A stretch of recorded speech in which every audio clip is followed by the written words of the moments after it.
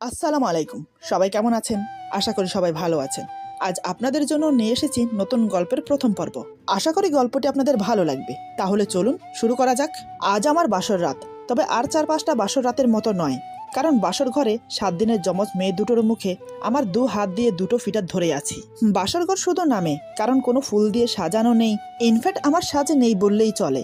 জামদামি লাল শাড়ি আর চুড়ি, এটাই অনেক সাজ এই বাসর ঘরের জন্য। কি অদ্ভুত নিয়তি, কার সাথে আজকে থাকার কথা আর কার সাথে আছি তাও জানি না।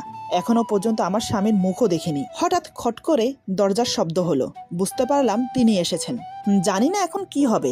মনের ভিতর ভয় মিশ্রিত একটা সংকোচ কাজ করছে। মনের ভিতর শুধু একটাই কথা বেজে যাচ্ছে, কি হবে কি হবে। তবে আমাকে বেশিক্ষণ অপেক্ষা করতে হলো না। ঘরে ঢুকেই হঠাৎ তিনি যা বললেন তার জন্য আমি একটুও প্রস্তুত ছিলাম না। বিশ্বাস করতে পারছি না মানুষ কিভাবে এতটা অমানসিকভাবে ব্যবহার করতে পারে, তাও এমন একটা রাতে। এরপর যা হলো। আমার নাম তানজিলা ইসলাম ইভা। ফ্যামিলিতে মা বাবা আর আমি আমার মা বাবার একমাত্র আদরের মেয়ে। এবার এসএসসি পরীক্ষা কমপ্লিট করে কলেজে ভর্তি হয়েছি। পড়াশোনায় বেশি ভালো না হলেও মোটামুটি, তবে দেখতে খুবই সুন্দরী। আমি বলছি না, সবাই বলে।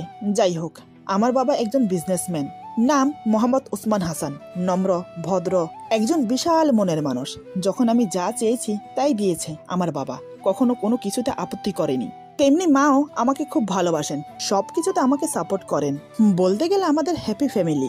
এভাবে বেশ ভালোই দিন যাচ্ছিল। কিন্তু ভালো দিন বেশি দিন থাকে না। কোনো কোনো কারণে মানুষের জীবনে ঝড় নেমে আসে। তাই হলো আমার জীবনে। এমন ঝড় নেমেছে যেন আমি চারিদিকে অন্ধকারে দেখছি। কোনো কুলকিনারা খুঁজে পাচ্ছি না আঁকড়ে ধরে বাঁচার জন্য। তাই মনটাকে ফ্রেশ করার জন্য কয়েকদিনের জন্য খালার বাড়িতে বেড়াতে চলে গেলাম। সেখানে খালা, খালু আর খালাতো বোন মীরা আছে। আমার খালাতো বোন আমার 1 বছরের ছোট। কিন্তু সেখানে গিয়ে বাঁধলো আরেক বিপত্তি। আমার খালাতো বোনের বিয়ে ঠিক হয়ে গেছে। কিন্তু আমার খালাতো বোন বিয়ের কথা শুনেই যাকে সে ভালোবাসে তার হাত ধরে পালিয়ে গেল। আমি জানতাম সে একটা ছেলেকে ভালোবাসে, তবে কোনোদিন দেখিনি। কিন্তু এভাবে পালিয়ে যাবে সেটাও ভাবতে পারিনি। তবে যেদিন পালিয়ে গিয়েছিল সেদিন আমি আড়ালে থেকে ছেলেটাকে দেখেছি। তাকে দেখার সাথে সাথে আমার মাথায় যেন বজ্রপাত হলো। নিজের চোখকে বিশ্বাস করাতে পারছি না। এত বড় বেইমানি, এত বড় ধোঁকা আমার সাথে। আসল কথা হলো, যার সাথে সে পালিয়ে গেছে তাকে আমি খুব ভালো করেই চিনি। কিন্তু কে আমার সাথে বেইমানি করলো? আমার খালাতো বোন নাকি সে? ব্যাপারটা আমার খুব খারাপ লাগলো। এখানে এসেছি একটু মানসিক শান্তি পাওয়ার জন্য, কিন্তু যা দেখলাম তা দেখে মন মানসিকতা আরো খারাপ হয়ে গেল। তখন আমি খুব মানসিকভাবে ভুগছি। মন মানসিকতা কিছুই ঠিক নেই। এমন পরিস্থিতিতে আমি আর বাসায়ও যেতে পারছি না, কারণ খালাতো বোন চলে যাওয়াতে খালা খালু একা হয়ে গেছে। তাদেরও মন মানসিকতা খুবই খারাপ। তাদের একমাত্র মেয়ে যে তাদের মান সম্মান এভাবে ডুবাবে, এটা তারা কখনোই ভাবতে পারেনি।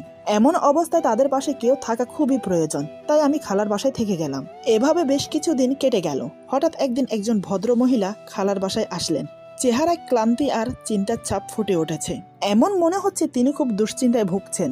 খালার থেকে জানতে পারলাম তিনি খালার দুঃসম্পর্কের ননদ লাগে। আমি ভেতরে চলে গেলাম ওনার জন্য চা নাস্তা নিয়ে আসতে। এদিকে ওনারা দুজন গল্প করতে লাগলো। আমি নাস্তা নিয়ে এসে ওনাদের হাতে হাতে দিতে লাগলাম। কিন্তু আমি কান খাড়া করে মহিলাটির কথা শুনতে লাগলাম। মহিলাটি তার দুশ্চিন্তার কথা আমার খালাকে বলল। ওনার কথা শুনে আমার খালার মন খারাপ হয়ে গেল। খালা বলে, কিন্তু এখন হঠাৎ এমন মেয়ে কোথায় পাওয়া যাবে? কোনো মেয়ে রাজি হবে না। ওনাদের কথা শুনে কেন জানি না আমার কি হয়ে গেল। হঠাৎ আমি বললাম, খালা আমি রাজি আছি। আমার কথা শুনে সবাই কেমন যেন হকচকিয়ে গেল। আমার খালা খুবই আপত্তি করলো। শেষমেশ আমাকে টলাতে না পেরে মা বাবাকে ফোন দিল। মা বাবা তড়িঘড়ি করে ছুটে এলো খালার বাড়িতে। সব কথা শুনে তারা তো রেগে মেগে আগুন। কিন্তু আমার জেদের কাছে তারা অবশেষে হার মানলো। আমার এই একটা সিদ্ধান্তে মা বাবার মন ভেঙে দিল। তারা খুব কষ্ট পেল। তারা এটা বুঝতে পারছে না আমি এমন একটা বিয়ে কেন করছি। আমি তো এর থেকেও ভালো কিছু ডিজার্ভ করি। এমন একটা ছেলেকে বিয়ে করছি যে কিনা আমার যোগ্যই না। এমনকি আমি ছেলেকে দেখতেও চাইনি। জেদ জিনিসটা খুবই খারাপ। একবার মাথায় জেদ উঠে গেলে মানুষ তখন কি করে সেটা সে নিজেও জানে না। আমার ক্ষেত্রেও তাই হলো। সবার অমতে গিয়ে আমি এই বিয়েটা করছি। কোনো ধুমধাম আত্মীয় স্বজন ছাড়াই এই বিয়েটা হচ্ছে। রাতে ছেলে আসলো, তারপর কাজে ডেকে বিয়ে পড়ানো হলো। এমন বিয়ে কোনো মা বাবাই তার ছেলে মেয়েদের করাতে চায় না, কিন্তু আমার মা বাবা করতে বাধ্য হলো শুধু আমার মুখের দিকে তাকিয়ে। আসলে বিয়েটা একদিনের মধ্যে হয়ে গিয়েছিল, তাই কিছু করার সম্ভবও হয়নি। একসময় মা বাবা থেকে বিদায় নিয়ে শ্বশুর বাড়ি চলে এলাম। আজ আমার বাসর রাত, তবে আর 4-5টা বাসর রাতের মতো নয়। কারণ বাসর ঘরে 7 দিনের যমজ মেয়ে দুটোর মুখে আমার 2 হাত দিয়ে দুটো ফিটার ধরে আছি। বাসর ঘর শুধু নামে, কারণ কোনো ফুল দিয়ে সাজানো নেই। ইনফ্যাক্ট আমার সাজ নেই বললেই চলে। জামদামি লাল শাড়ি আর চুড়ি, এটাই অনেক সাজ এই বাসর ঘরের জন্য। কি অদ্ভুত নিয়তি, কার সাথে আজকে থাকার কথা আর কার সাথে আছি তাও জানি না। এখনো পর্যন্ত আমার স্বামীর মুখও দেখিনি, তবে একজন আমার লাইফ থেকে চলে গিয়ে ভালোই করেছে। তাই আমি আজ দুটো কিউট বেবি পেয়েছি।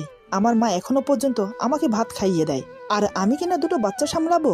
ভাবতেই হাসি পাচ্ছে, আবার মন খারাপও হচ্ছে, কারণ জেদ করে মস্ত বড় লড়াইয়ে নেমেছি। জানি না কতটা সফল হতে পারবো। ও, আপনাদেরকে তো বলাই হয়নি, আমার স্বামীর নাম মোহাম্মদ আফরান ইসলাম ফাহিম। তিনি একজন বিজনেসম্যান। ওনারা দুই ভাই, উনি সবার বড়। ছোট ভাই লন্ডনে থেকে পড়াশোনা করছে। শ্বশুর অনেক আগেই মারা গেছে, কিন্তু মা এখনো বেঁচে আছে। আমার স্বামী আগে একটা বিয়ে করেছিল, তার প্রথম স্ত্রী মারা গেছে এই 7 দিনের যমজ বাচ্চা দুটো রেখে। কিভাবে কি হয়েছে আমি সেসব কিছুই জানি না, জানারও কোনো ইচ্ছে ছিল না। সত্যি বলতে আমি এই বাচ্চা দুটোর কথা শুনেই এই বিয়েতে রাজি হয়েছি। তবে তার পিছনে আরো একটা কারণ ছিল, সেটা না হয় ক্রমশ প্রকাশ্য। বাচ্চা দুটোর মুখে ফিটার ধরে নানান কথা ভাবতে লাগলাম। হঠাৎ কেউ পেছন থেকে মেহেলি কণ্ঠে বলে, ইভা, তোমার সারাদিন অনেক কষ্ট হয়েছে, এখন আমি বাচ্চাদের নিয়ে যাই। আমার শাশুড়ি মায়ের কথা শুনে নিজের ভাবনা থেকে বেরিয়ে চোখের পানি মুছে বললাম, না আন্টি, ওরা আমার কাছে থাকবে, আমার কোনো অসুবিধা হবে না। শাশুড়ি মা বলে, কালকে না হয় তোমার কাছে থাকবে, আর তুমি আমাকে আন্টি বলবে না, মা বলবে। আমি বললাম, আচ্ছা, কিন্তু ওরা আমার কাছে থাকবে। মা বলে, খুব জেদি মেয়ে তো তুমি, আমার ছেলেটাকেও তোমার জিদ দিয়ে নিজের করে নিও। আমি বললাম, মা বলে, তোমার খাবারটা রেখে যাচ্ছি, খেয়ে নিও। আমি বললাম, আপনি কি খেয়েছেন? মা বলে, না, এখন খাবো। আর হ্যাঁ, যত রাত হোক, ওদের সামলাতে তোমার কষ্ট হলে আমাকে ডাকতে ভুলবে না। আমি বললাম, আচ্ছা ঠিক আছে। শাশুড়ি এই কথা বলে চলে গেল। যাওয়ার সময় অবশ্যই দরজা লাগিয়ে দিয়ে গিয়েছিল। শাশুড়ি মা চলে যাওয়ার পর আমি বাচ্চাদের ঠিকমতো শুইয়ে দেই। হঠাৎ দরজায় খুট করে একটা শব্দ হলো। বুঝতে পারলাম তিনি এসেছেন। মনের ভিতর ভয় মিশ্রিত একটা সংকোচ কাজ করছে। কেমন যেন একটা অনুভূতি ছেয়ে যাচ্ছে পুরো শরীর জুড়ে। বাসর রাতে সম্পূর্ণ একটা অচেনা মানুষের সাথে থাকতে হবে ভেবেই যেন আত্মারাম কেঁপে উঠছে। মনের ভিতর শুধু একটা কথাই বেজে যাচ্ছে, কি হবে কি হবে। মনে মনে ভেবে নিলাম, ভয় পেলে চলবে না, প্রতিটা কথার যথাযথ উত্তর দিতে হবে, তাহলে আমি টিকতে পারবো। তাই মনে মনে সাহস জোগাতে লাগলাম। ফাহিম দরজার কাছে কিছুক্ষণ দাঁড়িয়ে ধুম করে দরজা লাগিয়ে দেয়। আমি বিছানা থেকে নেমে দাঁড়িয়ে বললাম, বাচ্চারা ঘুমোচ্ছে, তাই আস্তে শব্দ করবেন। ফাহিম রাগের সাথে বলে, তোমার থেকে এখন আমার জ্ঞান নিতে হবে, কি করব না করব। আমি বললাম, ভুল কাজ করলে অবশ্যই সঠিক পথ দেখাবো। ফাহিম বলে, এই শোনো, আমার থেকে স্বামীর অধিকার আশা করো না। ভেবো না তোমার সুন্দর মুখ দেখে আমার। ওর মুখ থেকে কথা ছিনিয়ে আমি বললাম, আমার ভালোবাসার মানুষের জায়গা তোমাকে দিতে পারবো না, কোনোদিন ভালোবাসা পাবার আশা করো না, ব্যাস, আর সিনেমার ডায়লগ দিতে হবে না। ফাহিম বলে, তুমি তো বড্ড বাচাল। আমি বললাম, আপনি যা বলতে চেয়েছেন তা আমি বলে দিলাম, যাতে আপনার কষ্ট কম হয়। ফাহিম বলে, ধ্যাত, সামনে থেকে সরো, আমি ঘুমাবো। আমি বললাম, বিছানায় আপনার জায়গা হবে না, নিচে ঘুমান। ফাহিম বলে, আজকে আমার বাসায় তোমার প্রথম দিন বলে কিছু বললাম না, তা না হলে তোমাকে বুঝিয়ে দিতাম আমার সাথে মুখে মুখে তকরা করার ফল কি হয়। বুঝতে পারলাম আমি কথা বললে কথা বাড়বে, তাই চুপ করে রইলাম। আমার স্বামী নিজেই নিচে বিছানা করে শুয়ে পড়ে। আমি খাটের এক কোণে বসে আছি। চোখ গেল শাশুড়িমা খাবার রেখে গিয়েছে সেদিকে। এদিকে আমার খুব খিদে লেগেছে, কিন্তু উনি বোধ হয় খায়নি, এটা ভেবে খুব খারাপ লাগলো। যতই উনি আমাকে স্ত্রী হিসেবে গ্রহণ না করুক, কিন্তু আমি ওনার স্ত্রী, ওনাকে না খাইয়ে নিজে কিভাবে খাই। তাই খাবারের প্লেট নিয়ে ওনার সামনে বসে আঙ্গুল দিয়ে হাতে খোঁচা মেরে বললাম, এই যে শুনেন, একটু উঠে বসুন। আমার কাণ্ড দেখে ফাহিম আরো রেগে যায়। ফাহিম বলে, মহা জ্বালা তো। আমি বললাম, কিছু খেয়েছেন? ফাহিম বলে, না, খাবো না। আমি বললাম, খাবো না বললেই তো হবে না, খেয়ে নিন। ফাহিম বলে, বলছি তো খাবো। আর কিছু বলার আগে আমি ওনার মুখে ভাতের লোকমা দিয়ে দিলাম। আমি বললাম, আর একটাও কথা বলবেন না, চুপচাপ খেয়ে নিন। ফাহিম আর একটা কথাও বলল না, বাধ্য ছেলের মতো খেয়ে নিল। পেটে খিদে, তাই রাগটা কাজে লাগাতে পারিনি। আমিও একটু খেয়ে বিছানায় গা এলিয়ে দিলাম। উনি একটু রাগী প্রকৃতির মানুষ, কিন্তু বেশ ভালো, সেটা বুঝেছি। বউকে অনেক ভালোবাসতো, নয়তো নতুন সদ্য বিয়ে করা বউয়ের দিকে ঠিক মতো তাকালোও না। প্রথম ভালোবাসা ভোলা যায় না ঠিক, কিন্তু নতুন করে জীবন সাজিয়ে নেওয়া যায়। আর যারা বেইমানি করে তাদের কথা তো আলাদা। কেউ একজন একদিন বলেছিল, আমি তার প্রথম ও শেষ ভালোবাসা, কিন্তু আজ তার বুকে অন্য কেউ। আমার কাছে সে এখন দীর্ঘশ্বাস, আর বাচ্চারা আমার নতুন জগৎ। নানান কথা ভাবতে ভাবতে ঘুমে চোখটা লেগে এসেছিল। হঠাৎ বাচ্চার কান্নার শব্দ পেয়ে তাড়াতাড়ি উঠে বসলাম। টাওয়ালের মধ্যে ফিটার মোড়ানো ছিল, সেটা বের করে বাচ্চাদের মুখে ধরি, আর এক নিমেষেই কান্না বন্ধ হয়ে গেল। ওদের খাইয়ে আমিও ঘুমিয়ে পড়লাম। সকালে আমি উঠে ফ্রেশ হয়ে নিলাম। ফ্রেশ হয়ে এসে দেখি উনি এখনো ঘুমোচ্ছেন। আমি এবার ওনাকে ডাক দিলাম, কিন্তু কোনো সারা শব্দ নেই। আস্তে করে ধাক্কা দেওয়ার সাথে সাথে উনি আমাকে জড়িয়ে ধরে বলে, সকালবেলা তোমার মিষ্টি ছোঁয়া না পেলে আমার ঘুম ভাঙে না। আমি বললাম, ছাড়ুন আমাকে, আপনি ভুল করছেন। ফাহিম বলে, না, তুমি আমার সাথে শুয়ে থাকবে। এই বলে আমাকে জোর করে জড়িয়ে ধরে বুকের সাথে মিশিয়ে নেয়। আমি কিছু বুঝে ওঠার আগেই টুপটুপ করে আমার মুখে কিস করতে থাকে। চুলের খোপা শক্ত করে চেপে ধরে আমার ঠোঁটে আলতো করে কিস করে। এবার আমি থাকতে না পেরে পাশে একটা পানির গ্লাস রাখা ছিল, গ্লাসের মধ্যে আঙ্গুল ডুবিয়ে উনার মুখে পানি ছিটিয়ে দিলাম। উনি লাফিয়ে উঠে বসে, তারপর আমার দিকে এক নজর তাকিয়ে ওয়াশরুমে চলে গেল। ভেবেছিলাম বকাবকি করবে আমাকে, কিন্তু না, চুপচাপ চলে গেল। বুঝতে পারলাম পুরনো অভ্যাস ছিল, তা এখনো মনে গেঁথে রয়েছে। আমিও কিছু বললাম না, কেই বা বলবো। এটা যে স্বেচ্ছায় হয়নি এটা আমি খুব ভালো করেই জানি। আমি নিচের বিছানা গুছিয়ে উপরে রেখে ঘর থেকে বের হব, এমন সময় আমার শাশুড়ি মা নিচে থেকে ডেকে বলে, ইভা, ড্রয়িং রুমে এসে দেখো, তোমার বোন এসেছে। শাশুড়ি মায়ের মুখে এমন কথা শুনে একটু অবাক হলাম। আমার বোন মানে? আমার তো একটাই বোন, সে হলো আমার খালাতো বোন। সে তো তার বয়ফ্রেন্ডের সাথে পালিয়ে গেছে। তাহলে হঠাৎ আজ এ বাড়িতে? শাশুড়ি মায়ের ডাক শুনে আমি বাচ্চাদের কোলে নিয়ে ড্রয়িং রুমে গিয়ে দেখলাম এ তো আমার প্রাক্তনের বউ। হ্যাঁ, এটাই সত্যি, আমার খালাতো বোন আমার প্রাক্তনের সাথে পালিয়ে গেছে।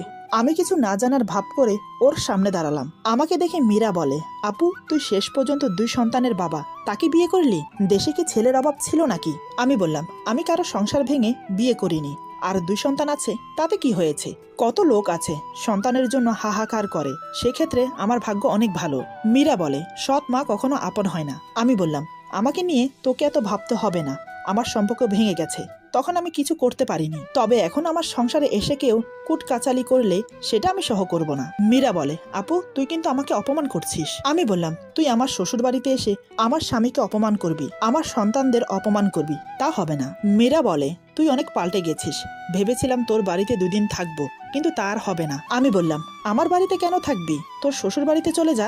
মীরা বলে, তারা আমাদের এখনো মেনে নেয়নি। 15 দিন ধরে কয়েক জায়গায় ঘুরেছি, এখন তুই আমাদের শেষ ভরসা। তুই আমাদের তোর বাড়িতে কয়েকটা দিন থাকতে দে প্লিজ।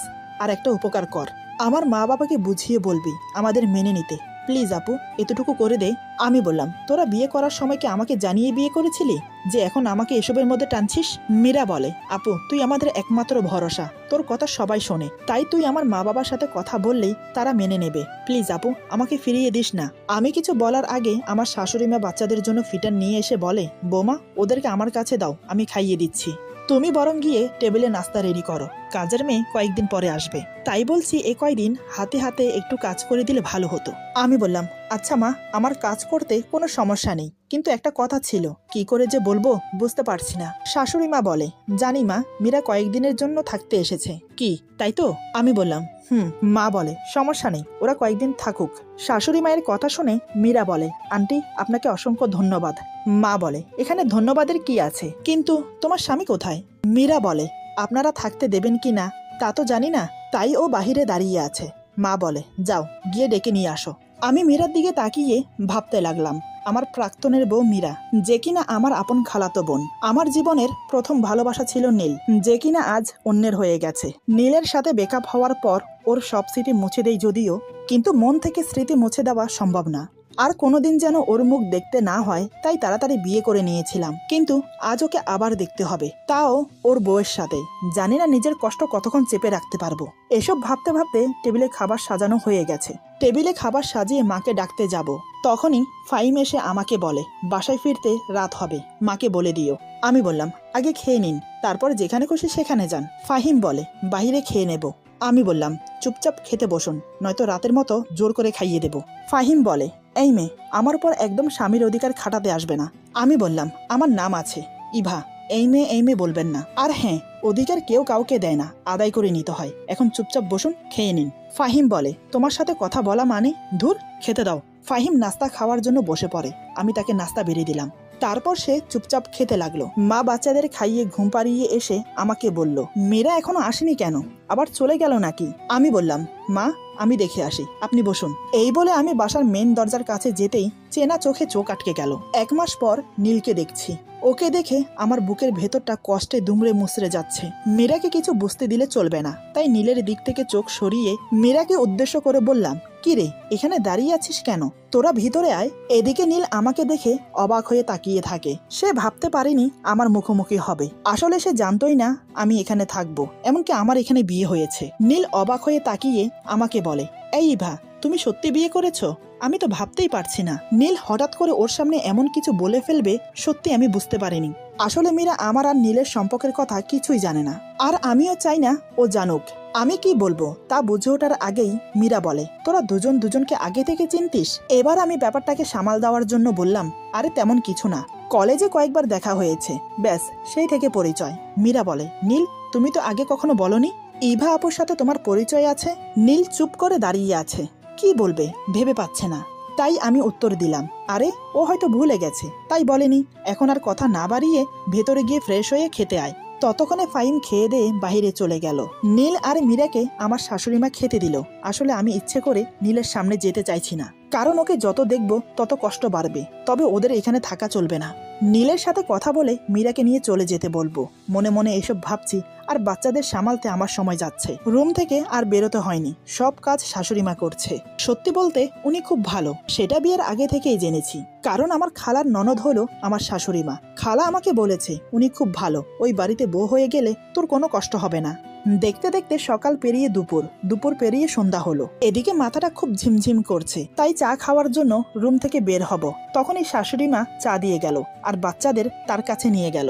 এই সুযোগে একটু ঘুমানো যাক, এই ভেবে বিছানায় শুয়েছি মাত্র, ঠিক তখনই দরজায় ঠকঠক শব্দ পেয়ে উঠে বসি। দরজার সামনে নীল দাঁড়িয়ে বলে, আসতে পারি? আমি তো দেখে অবাক, ও এখানে কেন? আমি একটু গম্ভীরভাবে বললাম, নীল তুমি এখন আমার ভালোবাসার মানুষ না, আমার বোনের স্বামী, আর আমিও অন্যজনের স্ত্রী, তাই তোমার এখানে আসা ঠিক হয়নি। আমি পুরনো সব ভুলে আমার সংসারটাকে নতুন করে সাজাতে চাই। নীল বলে, তুমি বিশ্বাস করো আমি তোমার শ্বশুর বাড়িতে আসতে চাইনি, মীরা জোর করে এনেছে। আর সত্যি বলতে আমি জানতামও না এটা তোমার শ্বশুর বাড়ি। আমি বললাম, মীরা আমাদের সম্পর্কের কথা কিছুই জানে না, কোনোদিন যেন জানতেও না পারে, সেদিকটা তোমার লক্ষ্য রেখে চলতে হবে। নীল বলে, আমি জানি তোমার সাথে আমি অন্যায় করেছি, আর মীরাকে কিছু না বললে সেটাও অন্যায় হবে। আমি বললাম, আগেও মীরাকে কিছু বলতে পারোনি, আর এখন বললে কি হবে? তার থেকে ভালো নতুন জীবন সুখময় করো। নীল বলে, ইভা তুমি আমাকে ক্ষমা করে দাও, তুমি ক্ষমা না করলে যে মরেও শান্তি পাবো না। আমি মুচকি এসে বললাম, এখানে অন্যায়ের কিছুই নেই, ক্ষমা করার মতো কোনো কাজ করনি তুমি, কারণ আমার ভাগ্যে তুমি ছিলে না, তাই আমি তোমাকে পাইনি। নীল বলে, জানি না কিভাবে যেন সেদিন রাতে মীরার সাথে কথা বলে মনে হলো আমি ওকে সত্যি ভালোবাসি, আর তোমার প্রতি শুধু ভালো লাগা। আমি বললাম, নীল প্লিজ, আমি কিছু শুনতে চাই না, আর কিছু বলো না প্লিজ, এখন তুমি আসতে পারো। নীল বলে, ইভা আমার কিছু কথা আছে, সেগুলো বলতে চাই। আমি বললাম, না না না, তোমার কোনো কথা শুনতে চাই না, দয়া করে আমার রুম থেকে বেরিয়ে যাও। নীল মাথা নিচু করে রুম থেকে বেরিয়ে গেল। নীল বেরিয়ে যাওয়ার সাথে সাথে আমার খুব কান্না পাচ্ছিল, তাই আমি রুমের দরজা বন্ধ করে নিজের কষ্ট হালকা করব ভেবে যেই না আমি দরজার কাছে গেলাম, তখনই ফাহিম রুমে আসে। নীলের সাথে কথা বলার সময় আমার চোখের পানি ছলছল করছিল, সেটা না মুছে দরজা লাগাতে গিয়ে ফাহিমের মুখোমুখি হই। ফাহিম আবার আমাদের সম্পর্কের কথা বুঝে যায়নি তো? না, বুঝতে দিলে চলবে না, তাই আমি রুম থেকে বেরিয়ে যেতে চাইলাম। আমাকে চলে যেতে দেখে ফাহিম বলে ওঠে, আমার কষ্টের মাঝে তোমার কষ্ট দেখতে ভালো লাগবে না। আমার না হয় ক্ষমতা ছিল না প্রিয় মানুষকে ধরে রাখার, তবে চেষ্টার কোনো ত্রুটি রাখিনি তাকে ধরে রাখার, কিন্তু তুমি তো চাইলেই প্রিয় মানুষটাকে নিজের করতে পারতে, তাহলে করলে না কেন? ফাহিম এখন আমার স্বামী, আমার অতীত তার জানা উচিত। মানুষটাকে মিথ্যে বলতে পারবো না, তাই জবাব দিলাম, ভাগ্যে ছিল না তাই ধরে রাখতে পারিনি। ফাহিম বলে, কেন? তাকে কি ভালোবাসতে না যে ধরে রাখার কোনো ক্ষমতা নেই তোমার? আমি বললাম, একটা কথা কি জানেন, দেহের মৃত্যু আর কারোর প্রতি মনের মৃত্যু দুটোই আলাদা। ফাহিম বলে, কেন? তুমিই তো বললে অধিকার খাটাতে হয়, কেউ কাউকে অধিকার দেয় না, আদায় করে নিতে হয়। তাহলে? আমি বললাম, ধুর, যা হয়েছে ভালোই হয়েছে, নয়তো এত কিউট বেবি পেতাম নাকি। ফাহিম হঠাৎ করে বলে, সৎ মা আপন হয় না, নিশ্চয় জানো। আমি বললাম, অনেক শুনেছি, তবে আমি চেষ্টা করে দেখি আপন হতে পারি কিনা। ফাহিম বলে, করো। আমি বললাম, এখনো পর্যন্ত বেবিদের নাম রাখা হয়নি, সেদিকে আপনার কোনো খেয়াল আছে? ফাহিম বলে, ঈশা জানতো যমজ মেয়ে হবে, তখনই ও নাম ঠিক করে রেখেছিল, ওর মৃত্যুতে বাচ্চাদের নামের কথা ভুলেই গিয়েছিলাম। তুমি মনে করে ভালোই করেছো, ওদের নাম মাহিরা আর মাইশা হবে। আমি বললাম, বাহ, খুব সুন্দর নাম তো, আপুর চয়েস আছে বলতে হয়, যেমন সুন্দর স্বামী তেমন সুন্দর বেবি, আর ওদের নাম। সত্যি বলতে আমার স্বামী খুব সুন্দর, খুবই স্মার্ট, নীলের থেকেও দেখতে হ্যান্ডসাম। ফাহিম বলে, এই মেয়ে, আমি সেই কখন থেকে এসে বসে আছি, জানো না আমি বাসায় এসে চা খাই? আমি বললাম, আমি এই বাসায় নতুন এসেছি, তাহলে জানবো কিভাবে? ফাহিম বলে, এত কথা না বলে যাও গিয়ে চা নিয়ে আসো। আমি মনে মনে বললাম, যাহ বাবা, হঠাৎ করে রেগে গেল কেন বুঝলাম না, একটু ভালো করে কথা বললে কি হয়। আমি কোনো কথা না বাড়িয়ে রান্নাঘরে গিয়ে চা বানিয়ে ওনাকে দিয়ে রুম থেকে চলে গেলাম শাশুড়ি মায়ের রুমে। আমি বললাম, মা ভেতরে আসবো? মা বলে, হ্যাঁ বৌমা আসো। আমি বললাম, ঈশাপু বাচ্চাদের নাম ঠিক করে রেখেছিল, মাহিরা, মাইশা, এটা বলতে এসেছি। মা বলে, খুব ভালো, মেয়েটা যে অকালে চলে যাবে বুঝতে পারিনি। আমি বললাম, আপুর ঠিক কি হয়েছিল মা? মা বলে, ডেলিভারির ডেটের আগেই হঠাৎ করে প্রসব ব্যথা শুরু হয়, তারপর হসপিটালে নিয়ে যাওয়ার পর নর্মালেই বাচ্চা হয়, কিন্তু অনেক ব্লাড ক্ষরণ হয়। ডাক্তার বলে তাড়াতাড়ি এবি নেগেটিভের ব্লাড দিতে হবে। এত বড় হসপিটালে কোথাও এবি নেগেটিভের ব্লাড পাওয়া যায়নি।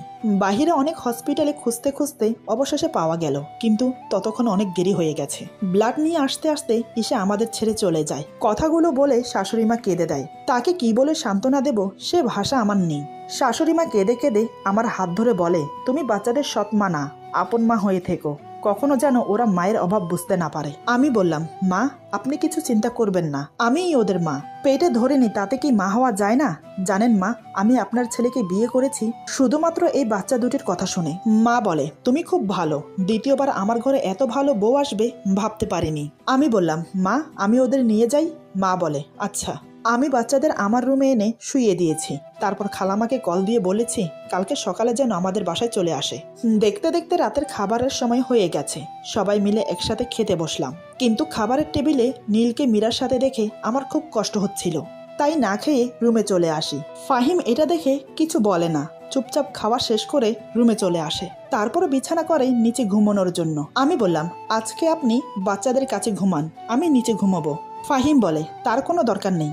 আমি বললাম, তাহলে শুধু শুধু নিচে বিছানা করতে হবে না, খাটে 4 জন ঘুমানো যাবে, এসে ঘুমান। আমি জানি ওনার নিচে ঘুমোতে অসুবিধা হচ্ছে, তাই কথা না বাড়িয়ে খাটের এক কোণে শুয়ে পড়ে। হঠাৎ মাইশা কেঁদে ওঠে, আমি ওকে কোলে নিয়ে রুমের মধ্যে হাঁটছি, এমন সময় হঠাৎ ফাহিম আমাকে উদ্দেশ্য করে যা বলে তা শুনে আমি থমকে দাঁড়িয়ে যাই, বিস্ময়ে অবাক হয়ে ওনার দিকে তাকিয়ে থাকি। আমার বুকের ভেতর বুঝে থাকা কষ্টটা আবার মোচড় দিয়ে উঠল। বুঝে উঠতে পারছি না তার কথার কি উত্তর দেব, কেনই বা উনি একথা বলছেন। এরপর যা হলো, আজকের গল্প এখানে সমাপ্ত। গল্পের বাকি অংশ পেয়ে যাবেন আগামী পর্বে। আশা করি গল্পটি আপনাদের ভালো লাগবে। যদি ভালো লাগে তাহলে লাইক, কমেন্ট এবং সাবস্ক্রাইব করে আমাদের পাশে থাকুন। সবাই ভালো থাকবেন, সুস্থ থাকবেন আর বন্ধুদের সাথে বেশি বেশি করে শেয়ার করবেন। আল্লাহ হাফেজ।